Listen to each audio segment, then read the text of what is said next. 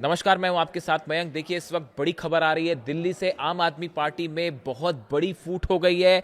तीन सांसदों ने आम आदमी पार्टी के, राघव चड्ढा, संदीप पाठक, अशोक मित्तल, इन्होंने एक प्रेस कॉन्फ्रेंस की और आम आदमी पार्टी छोड़ने का ऐलान कर दिया है।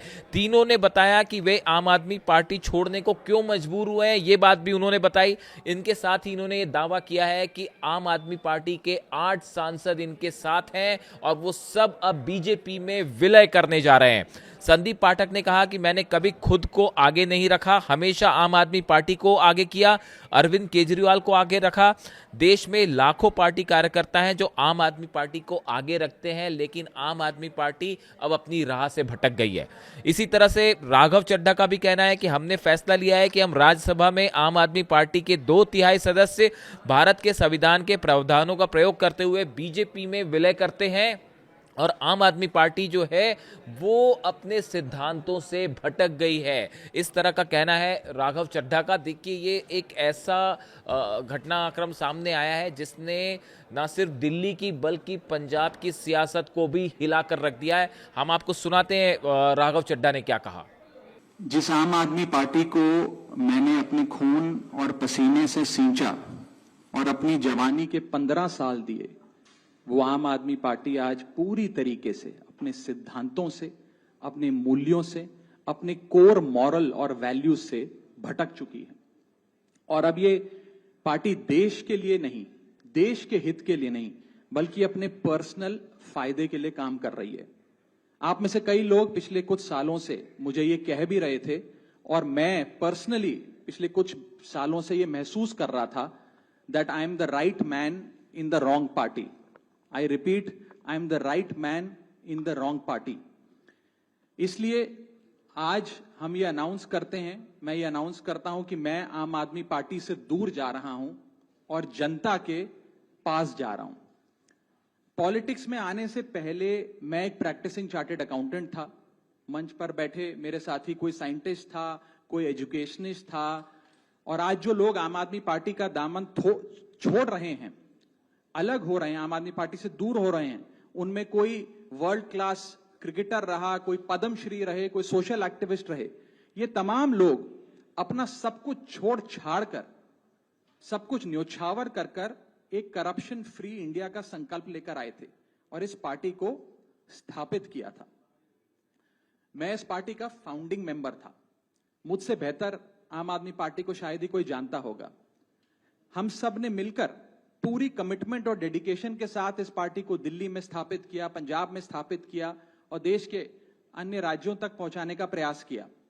लेकिन आज मैं बहुत दुख के साथ, बहुत पीड़ा के साथ और बहुत शर्म के साथ ये कह रहा हूं कि जो पार्टी करप्शन खत्म करने की कसम खाकर बनी थी, वो पार्टी आज करप्ट और कॉम्प्रोमाइज्ड लोगों के हाथ में बुरी तरीके से फंस चुकी है।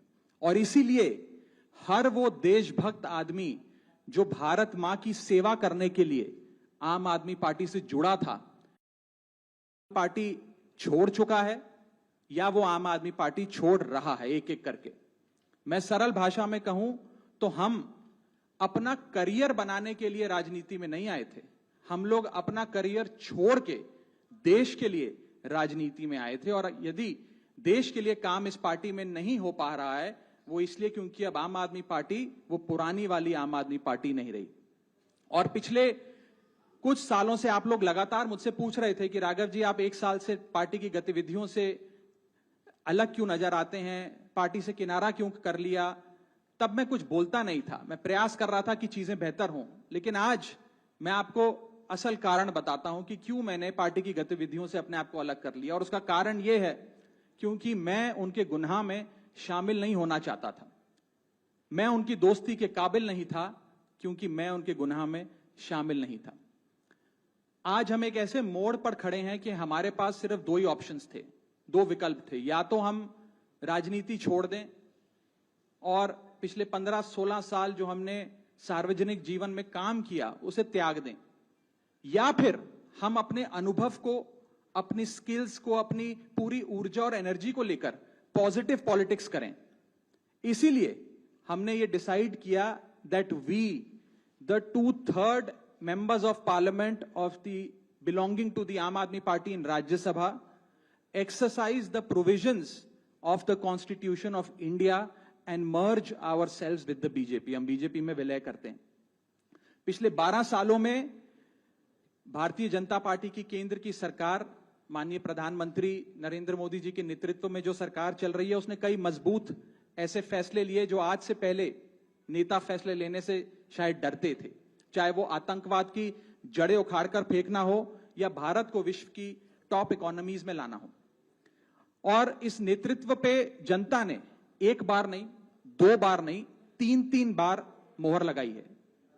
हम सब अपने आप को सौभाग्यशाली महसूस कर रहे हैं कि हम माननीय प्रधानमंत्री नरेंद्र मोदी जी की लीडरशिप में और गृह मंत्री अमित शाह जी की संकल्प शक्ति के साथ जुड़कर बिना रुके और बिना थके देश के लिए काम करेंगे.